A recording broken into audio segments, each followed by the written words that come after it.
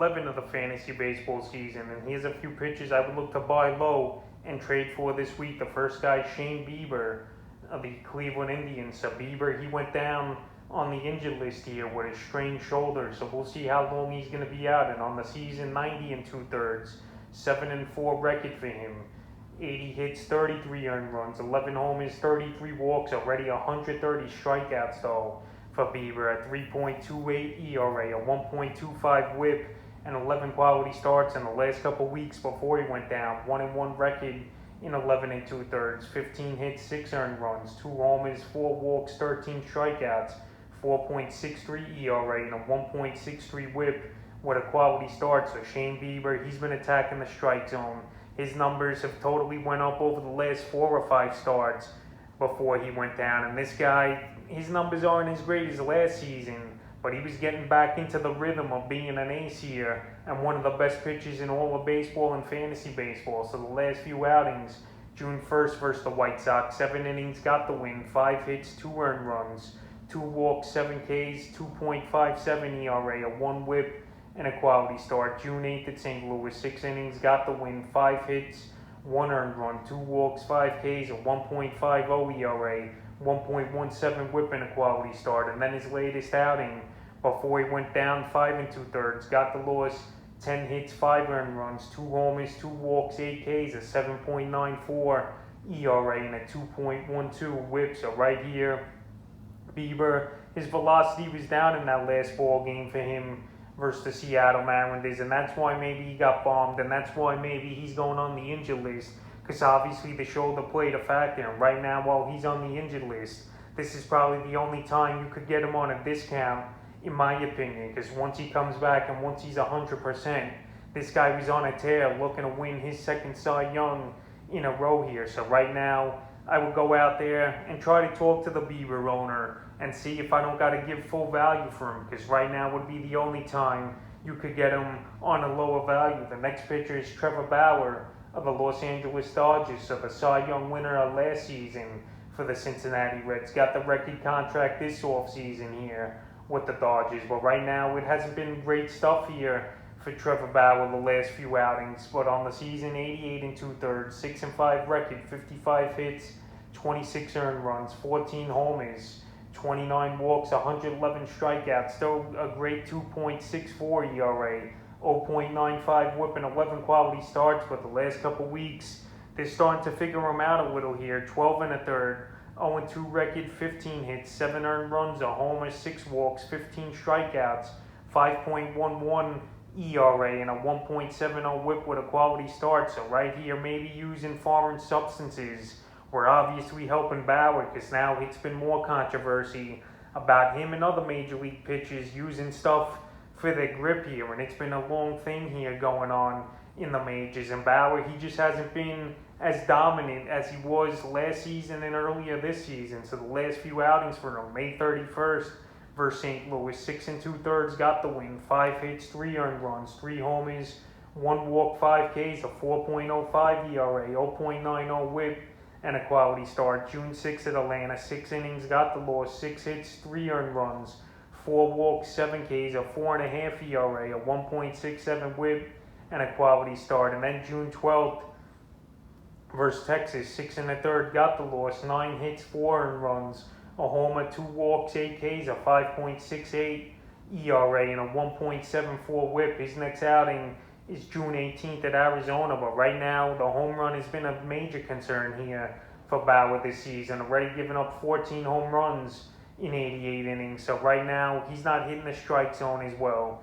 He's all over the place walking the batter, and I think him using a grip definitely helped him. And now him not using a substance for grip, teams are starting to hit him hard. They're starting to take the ball over the fence. But I still think he could turn things around. His numbers are still pretty good, but right now his value is definitely lower than it was early in the season, where he got drafted late first, early second round of most fantasy drafts. So right now I think you could get him on a discount this week. The next pitcher is John Means of the Baltimore Orioles, another pitcher who's on the injured list here, like Bieber. So Means, he went on the injured list a while back ago, about 10 to 14 days ago, and he's going to be out. We'll see how long with the shoulder strain as well. like Bieber. But Means this season, he was fantastic. 71 innings, 4-2 record, 46 hits, 18 earned runs, 13 homers though given up, 13 walks, 69 strikeouts, a 2.28 ERA, and a 0.83 WHIP with 7 quality starts. So he was a lot of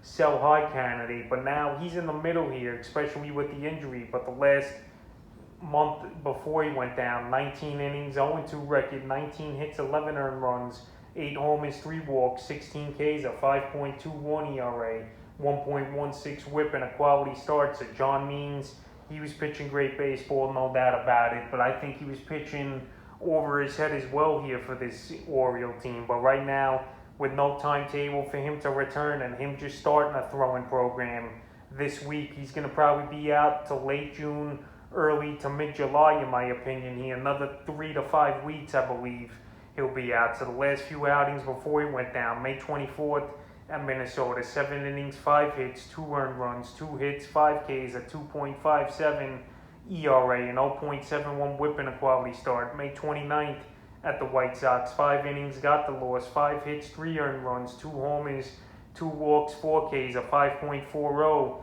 ERA, a 1.40 WHIP. And June 5th versus Cleveland, only 2/3 before he went down with the injury, got the loss, 3 hits, 2 earned runs, 2 homers, okay, 27 ERA, and a 4.5 WHIP. So right here, John Means, I think he's going to turn it around when he comes back. And right now, he's a definitely buy low candidate with the injury and with no timetable for his return. So right now, if Means is on the block in your league and you don't got to give up much to get him, this is the time to do it before he comes back and he pitches dominant like he did the first 6 or 7 weeks of the season. The next pitcher is another injured list guy, Max Scherzer, the Washington Nationals. So Max Scherzer, he was on a pretty good tear again this season. 5-4 record, 77 and a third, 48 hits, 19 earned runs, 11 homers, 15 walks, 104 strikeouts already, 2.21 ERA, and 0.81 WHIP, and 8 quality starts in the last couple weeks before he went down. 8 innings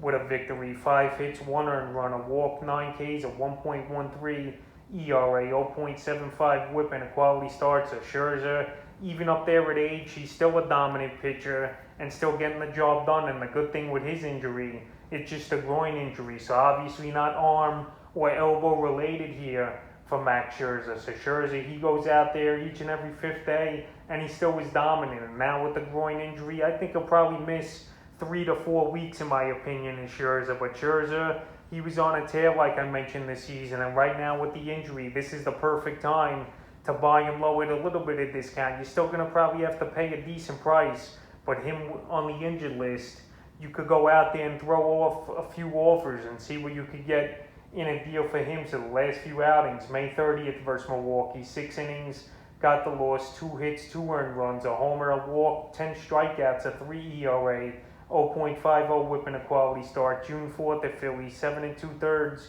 got the win, 5 hits, 1 earned run, a walk, 9 Ks, a 1.17 ERA, and 0.78 WHIP, and a quality start. And then his latest outing, he left the game with a groin injury, 1/3 of an inning, and that was it for Scherzer. So Scherzer, like I said, this is a time to get him. Well, his value is probably going to be a little lower than what you got to pay for if he's 100% healthy, obviously, but you're still going to pay a good price to get him. But if you could get an ace on your team for a little bit of discount, this is the time to do it. In the 5th and final pitcher, I've looked to buy low and trade for is Chris Paddock of the San Diego Padres. So Paddock last season wasn't a good year for him, and this season's been a mixed bag of results. So far in the year, 58 2/3, 3-5 record, 55 hits, 27 earned runs, 9 homers, 13 walks, 57 Ks, a 4.14 ERA, a 1.16 WHIP, and 4 quality starts. The last couple weeks, 12 innings, 1-1 record, 12 hits, 5 earned runs, 2 homers, a walk, 15 strikeouts, a 3.75 ERA, 1.08 WHIP, and 2 quality starts. So Paddock, he's pitched a little bit better over the last couple weeks, but he's still not consistent as Paddock like he was his rookie year, where he came out of nowhere and he flew onto the scene as a dominant ace here for this Padre team and fantasy owners. So the last few outings for Paddock, May 31st at the Cubs, 4 1/3, got the loss, 6 hits, 5 earned runs, 3 homers, a walk, 6 Ks, a 10.38 ERA, a 1.62 whip in that one. June 6th versus the Mets, 6 innings, got the loss, 6 hits, 3 earned runs, a homer, a walk, 6 Ks, a 4.5 ERA, 1.17 whip in a quality start. And then once again, June 13th at the Mets, 6 innings, got the win, 6 hits, 2 earned runs, a homer, 9 Ks, a 3 ERA, a 1 whip, and a quality start. So his next outing's June 18th versus the Cincinnati Reds. But right now, like I said, it's a mixed bag of results here for Paddock. He's not really that dominant as he was a few seasons ago. And right now, I'm a Paddock owner in a few leagues, and I'm pretty frustrated with him. But I'm just going to hold on to him and see what happens. But some owners out there, they're frustrated as well, but they're looking to trade for him and pretty much maybe get anything for him. So I think Paddock is a buy low candidate this week, even though he's been pitching good the last 2 out of his last 3 outings. So that's a few pitches I look to buy low and trade for here in week 11 of the fantasy baseball season.